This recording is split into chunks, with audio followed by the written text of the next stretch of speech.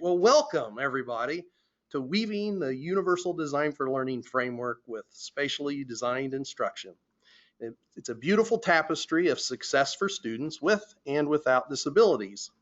It's a webinar by OCALI in collaboration with State Support Team Region 7, and I'm Ron Rogers with... Hey Ron, Barb Gentili Green here. Thanks for inviting me. You know how I love specially designed instruction and UDL. So I just really appreciate the partnership that OCALI has with the state support teams. There are 16 state support teams around the state of Ohio, and we're working together to improve outcomes for all students. And Region 7 is housed in Mansfield, which is the north central part of Ohio. And here we are, a picture of us from last spring. Teamwork. Yeah. And just so the viewers know, I have lost weight. I'm a lot thinner than that picture. Just look great. Just throwing that out there for everybody to know. Okay, how to use the GoToMeeting box. There's really not much to it.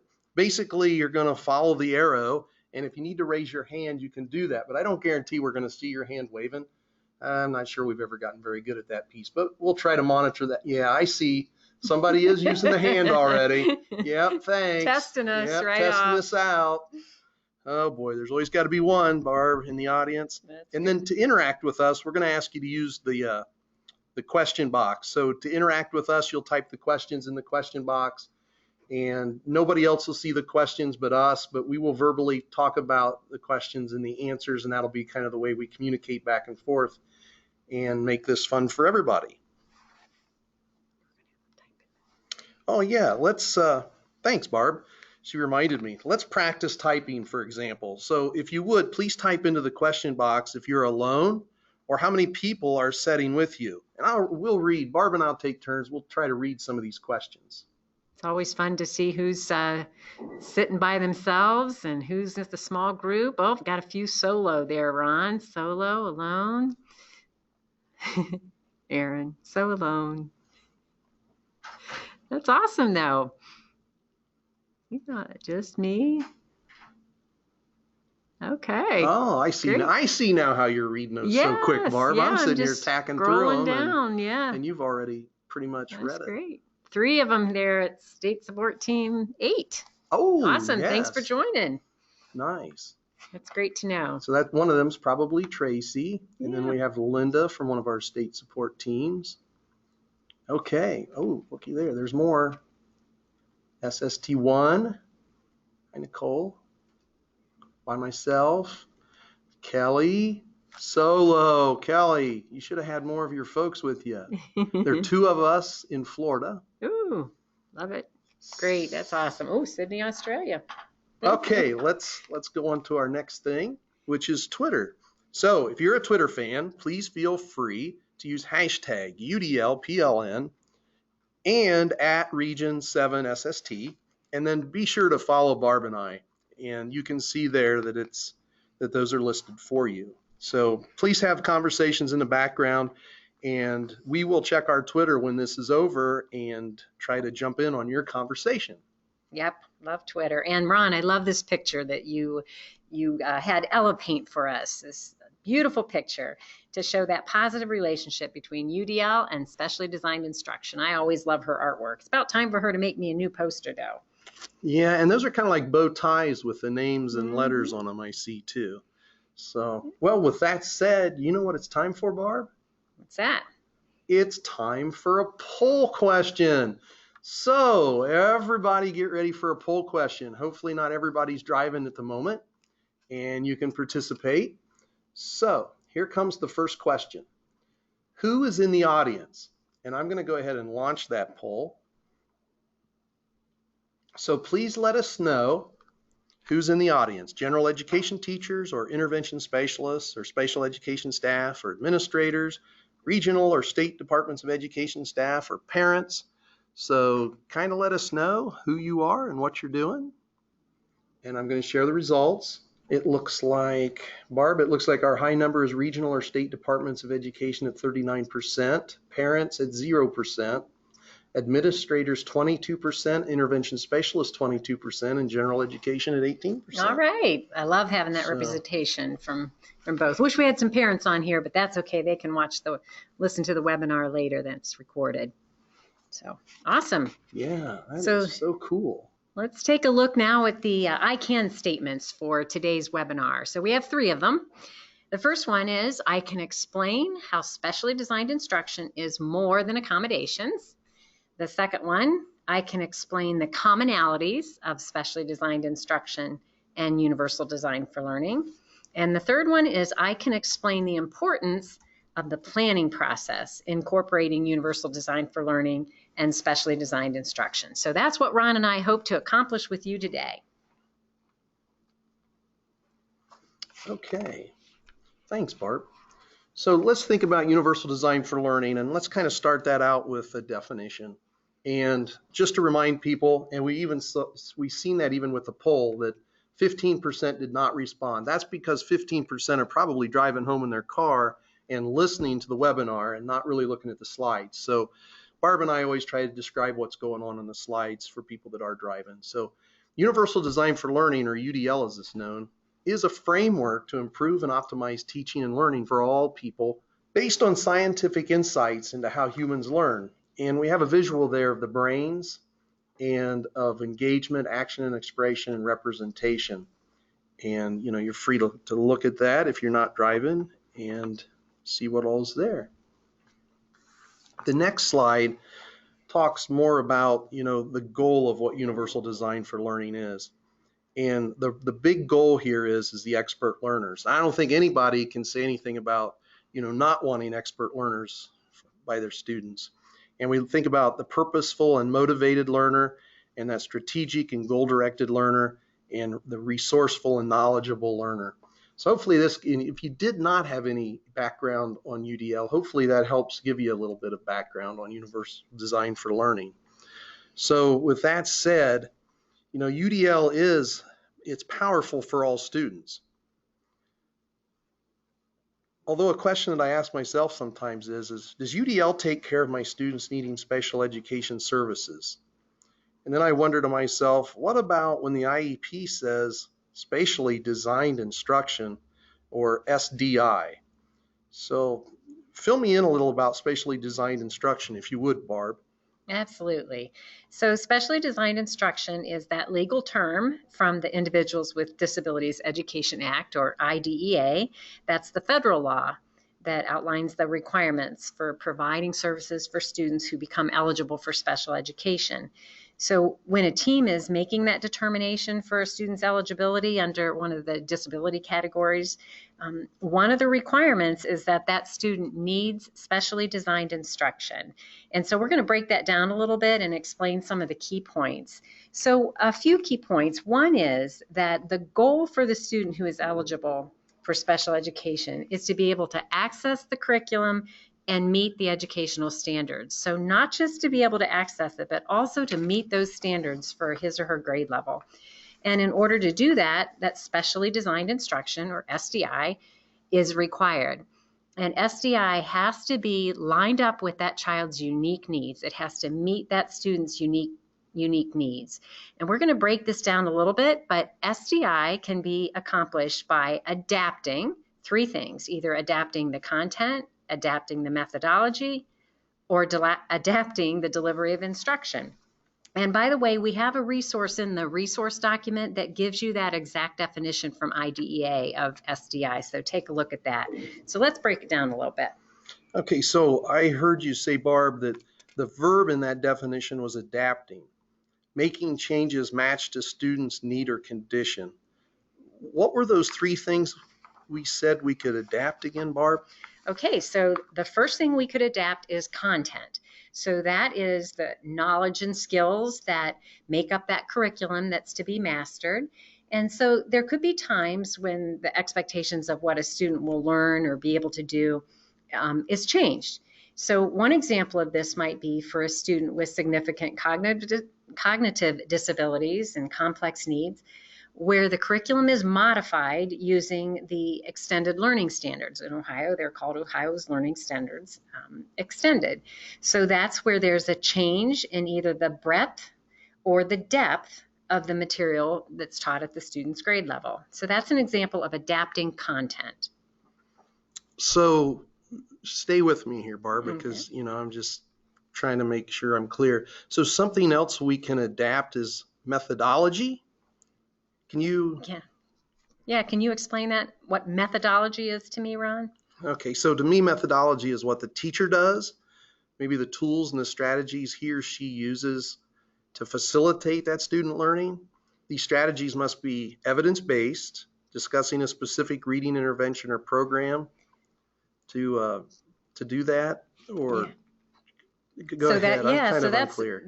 So that's one example, a methodology. Sometimes people think of a specific reading intervention program.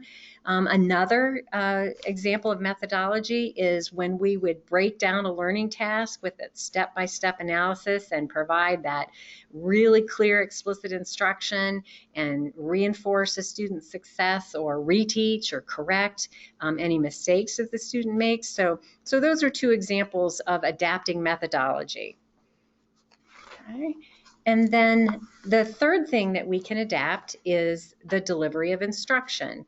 So how you provide that explicit instruction. Again, remember, it's got to be matched to the student's unique needs. So some examples of this might be providing instruction in a one-on-one setting or a small group, or perhaps even co-serving, co-teaching in a general education classroom. Well, I'm learning quite a bit from you today, Barb. And this, sometimes I didn't really think about this a lot. And now with the things that you're saying, this is starting to sink in a little bit. Let's see how it's sinking in for others. So we've got another poll question now. So please, everybody, ready yourself for the next poll question. So the next poll question is going to say this. When thinking about the past 18 minutes, which words come to mind about your learning so far? Engaged and excited to learn more? Already thinking about how to use this in my classroom? Lost? Probably going to bail on us? Still not sure why I'm in this webinar. Okay, here we go. Oh boy, Barb, keep your fingers crossed. Making me nervous. Don't want to see too many of those last two.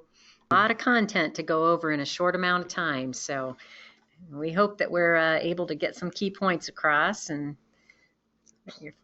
please remember to hit submit at the bottom once you choose your the one that you wanted to choose. Do we have anybody bailing yet, Ron? Not sure. No, nobody's bailing yet. All right. No, nobody's bailing, but we got 2% that's still not sure why they're in this webinar. Well, we've got some time. Man. Okay, we're at 82% voted, so I'm going to go ahead with the countdown. 5, 4, 3, 2, 1, and we're going to close the poll. And we're going to share those results and see just exactly what everybody said. Okay, our highest at 61% was engaged and excited to learn more. Yeehaw. All right. And at 36%, already thinking about how to use this in my classroom, and lost and probably going to bail at 0%, and 4% at still not sure why I'm in the webinar. Hope somebody didn't make them sign up for it, Ron. Well, let's keep going. Yeah, maybe we can pull them up. We can get higher. it. We'll get them. We'll get them. That's right. So I'm going to hide the results, and we're going to go to the next slide. All right. So let's talk a little bit about why we need both. Okay, so Universal Design for Learning is for all students, all learners, and it provides that accessible route to learning. So Universal Design is for all. Did you say all learners, Barb? I did, absolutely, every single learner. And then specially designed instruction is for those students on IEPs that have those unique needs that need to be met. So that's why we need both. The goal of both Universal Design for Learning and spatially designed instruction is for learners to become independent, empowered, and successful. Let me say that again. Independent, empowered, and successful. That's what we want our students to be. Mm-hmm. So as we look at the pictures here on this slide, the scaffolding is used in both Universal Design for Learning and SDI. And when we think about a scaffold, like in the first picture, a lot of times we think about support that is put in place or something that is being built or improved. But as the building or the improvement is completed, the scaffolding is removed. So it'd be best for us to think of the scaffolding for learning in the same way. In the example of a student with a disability, that scaffolding can be used while, and I'll say that again, while spatially designed instruction is being provided to build a learner's skills and independence. Then it can be removed as the student becomes independent with skill or a strategy. Does that sound correct, Barb? Yeah, that's absolutely it. And unfortunately, though, Ron, sometimes students with disabilities have been over accommodated. So teams have provided that scaffolding without providing the specially designed instruction, which is really intended to build that independence. So when that happens, the scaffold, unfortunately, becomes a permanent fixture, much like the fire escape in the picture on the right. It's like permanent, it's there.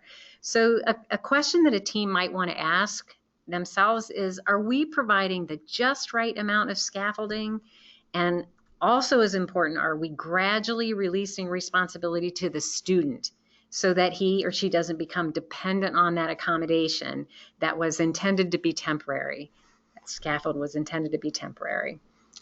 Barb, aren't some of those accommodations always needed for some students? Okay, good point, Ron. I'm glad you asked that. Yes, for some students with disabilities, depending on their unique needs, they may need that accommodation forever. So let's think about a text reader on a computer. So a student with a visual impairment may always need that because her visual impairment is permanent.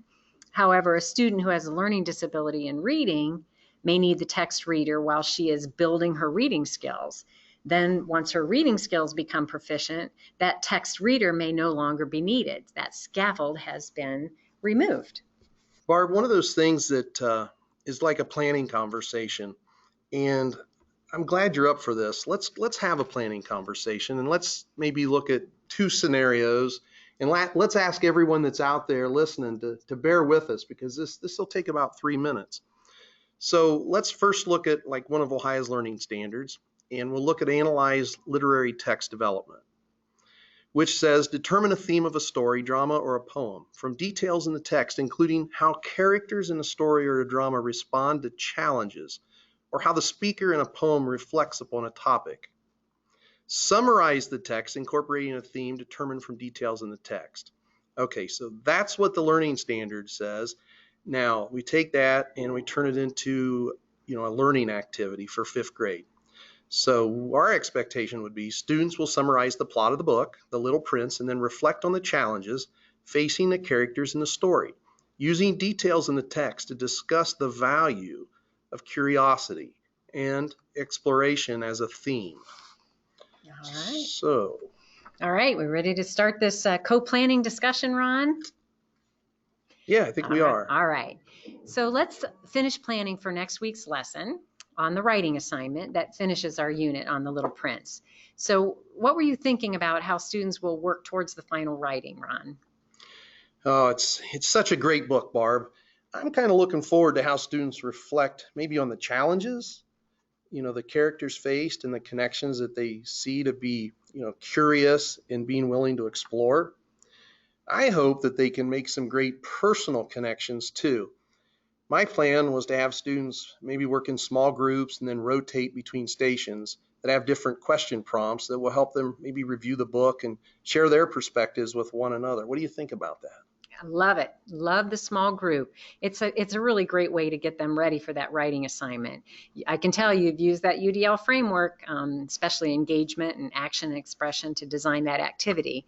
So I'd like to talk about the students in the class who are on IEPs, if we could, for a minute.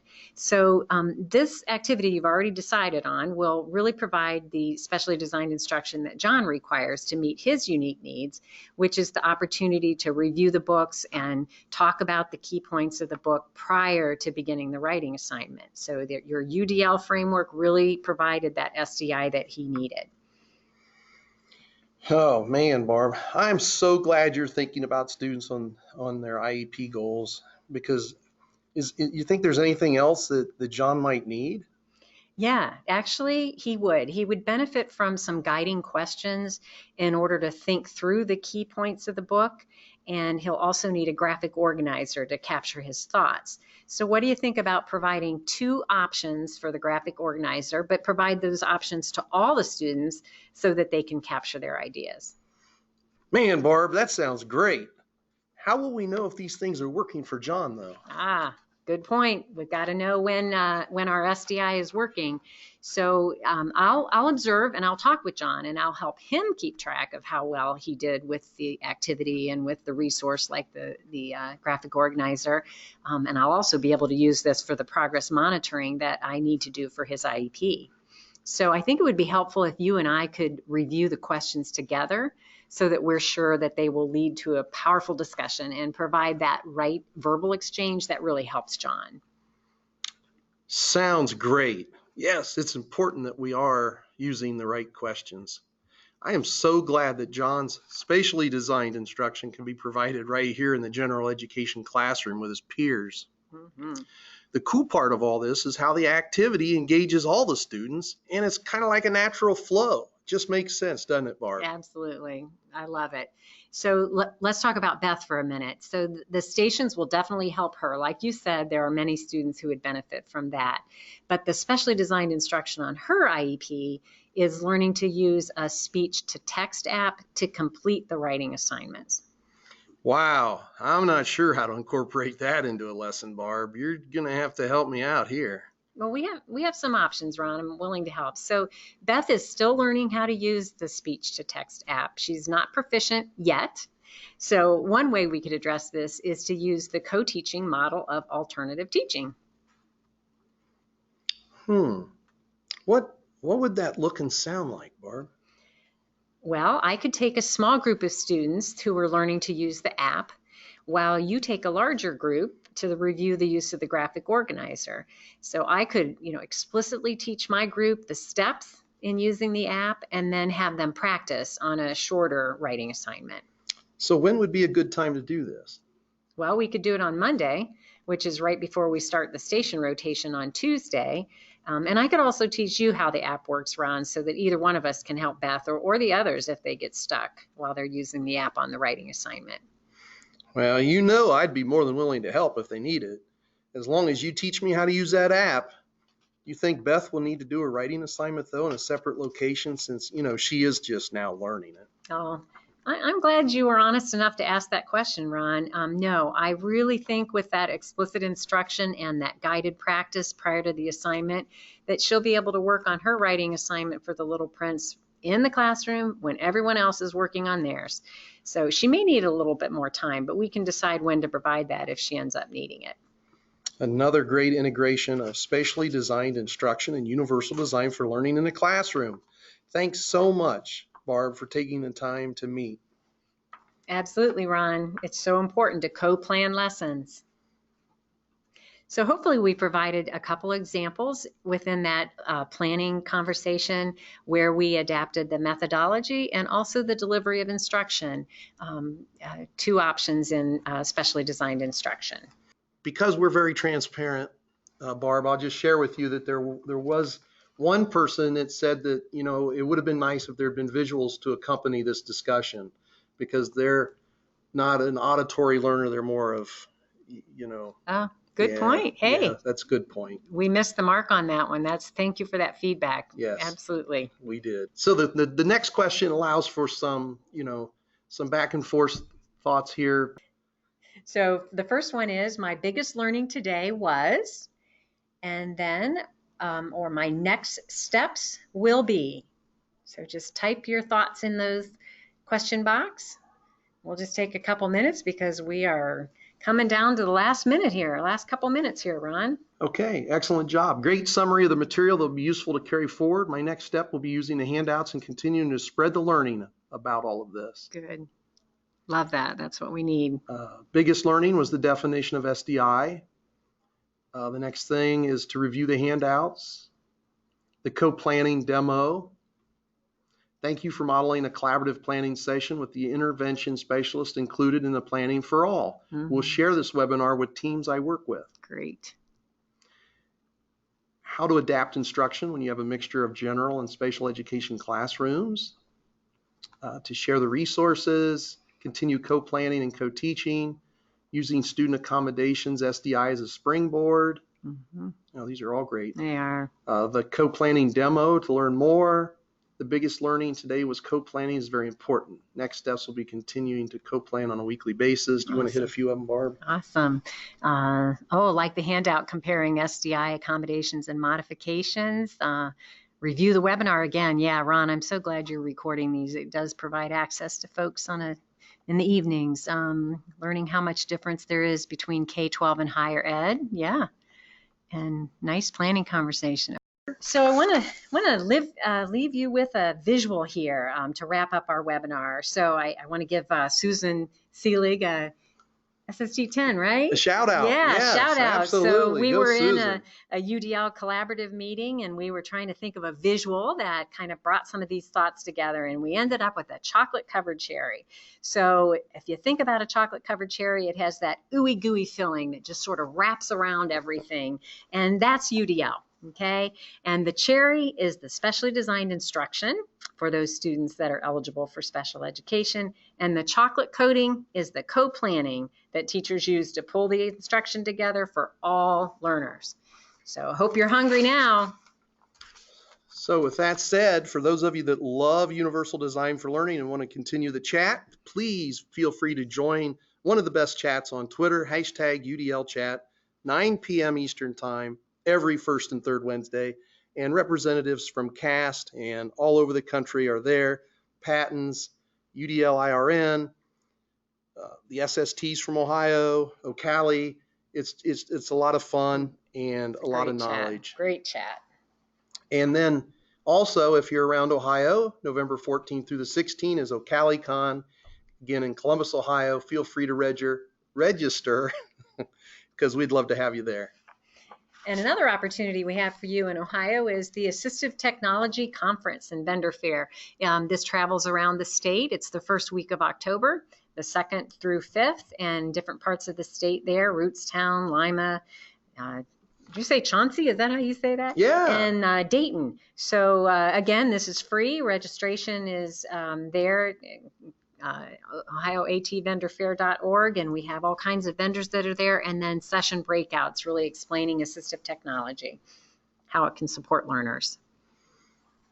So, shoo, Ron, that was a fast 30 minutes, and my first webinar ever. So growth mindset, I made it. Okay. I'm feeling all right. Got a deal high. High five. All right, we made it. Yes, we did it. One of Barb's goals was to do a webinar sometime, and she's now done it. I think she's loved enough. I bet she does another one. So with that said, I'd like to thank everybody that's out there for joining us, because we know your time is so important to you and to us. So we really hope that you've enjoyed this so much. And thank you so much for being there. It's a lot of great participation. So.